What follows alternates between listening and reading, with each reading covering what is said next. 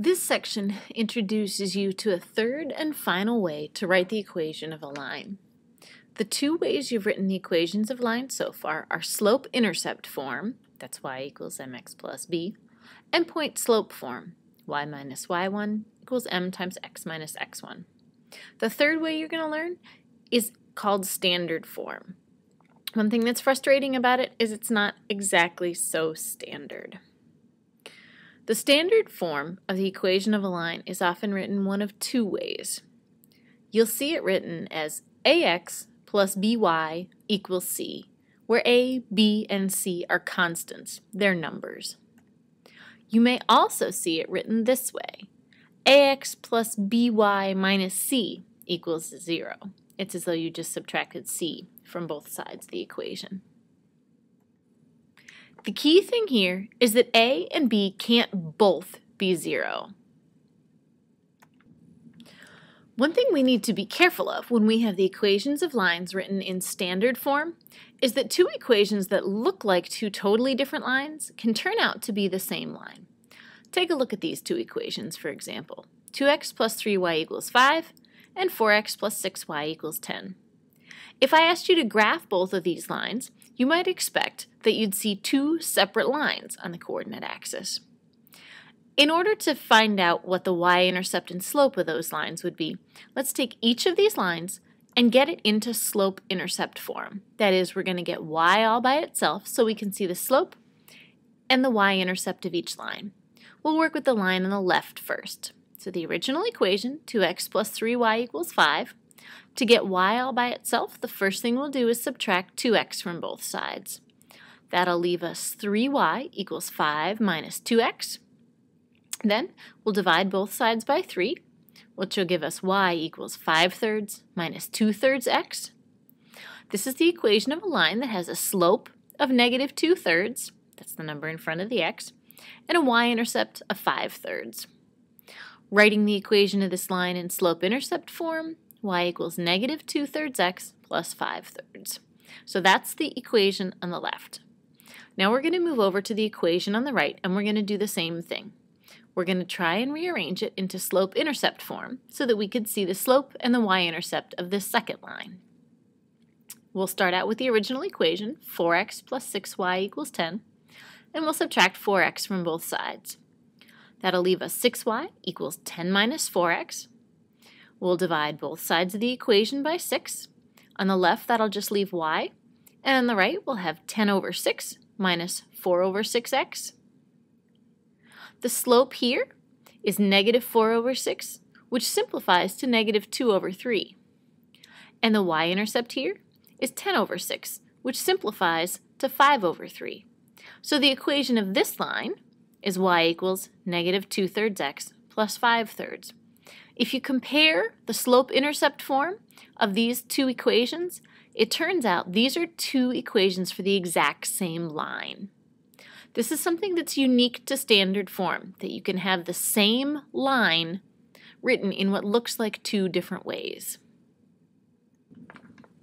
The key idea for this section is this. To get an equation into standard form, you need to get the x and y to be on the same side of the equal sign.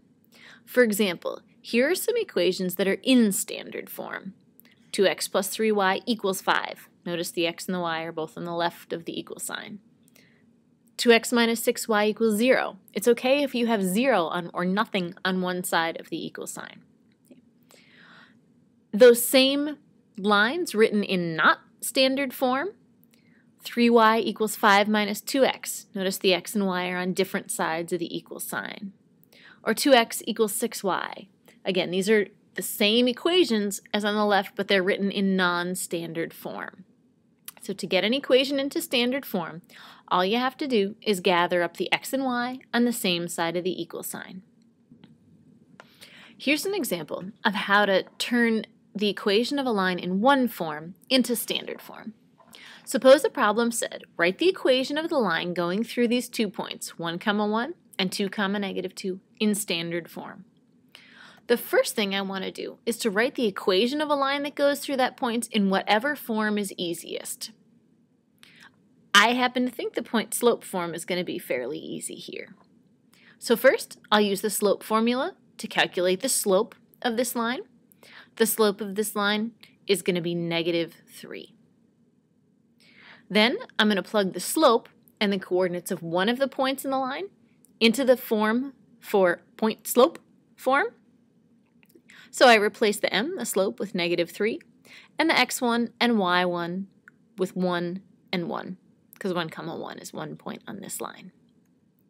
Okay, so now I have the equation of this line in point slope form, and I want to get it into standard form. Remember, the problem said that I need to express this in standard form. I'm going to try and gather up my x's and y's on one side of the equation. And so the first thing I'm going to need to do is to apply the distributive property here. So I'm going to have to distribute the -3. -3 times x is -3x. -3 times -1 is +3. Now I can add 3x to both sides. That's going to put my x and y both on the left-hand side of the equation. And then I'm going to add 1 to both sides of the equation so that I have y plus 3x on the left equals 4 on the right. The x and y are on one side of the equation, and all of the numbers are on the other side. Okay? So this is standard form of the equation of a line that goes through the points 1, 1 and 2, -2. So when is this useful? Well, there's a certain kind of a problem called combination problems that standard form is useful to solve. Okay? And here's an example. At the end of the year, we'll have salute night. It's a great big party and celebration.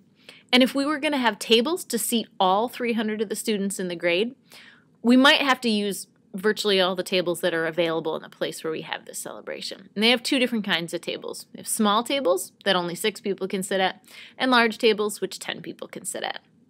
And I want to write an equation that'll show me all of the possible combinations of small and large tables that I could use. So here's the way we're going to set this up. First, we have to define some variables. And I'm going to let x be the number of small tables we're going to rent. And you can seat 6x people at small tables. Remember, each table that's small can seat 6 people. So if you have one table, it can seat 6 people, 2 can seat 12, 3 can seat 18, etc., etc. So 6x is the number of people who can sit at x small tables.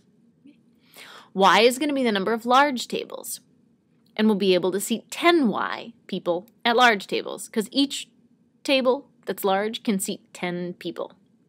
So 10 people times y tables is 10y people sitting at large tables. Okay, so here's the equation. The total number of people you can seat is going to be equal to the number that are sitting at small tables plus the number that are sitting at large tables. And everybody's got to have a seat somewhere. Now let's plug some numbers in. You want to sit a total of 300 people. And that 300 people, some of them are sitting at small tables. 6x of them are sitting at small tables. And some of them are sitting at large tables. 10y of them are sitting at large tables. Look, you have the equation of a line in standard form. 300 equals 6x plus 10y. How in the heck is this useful? What good is this equation?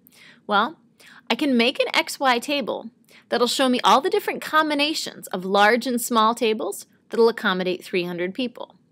So here's my xy table, and I'm going to ask a question. What if I get 50 small tables?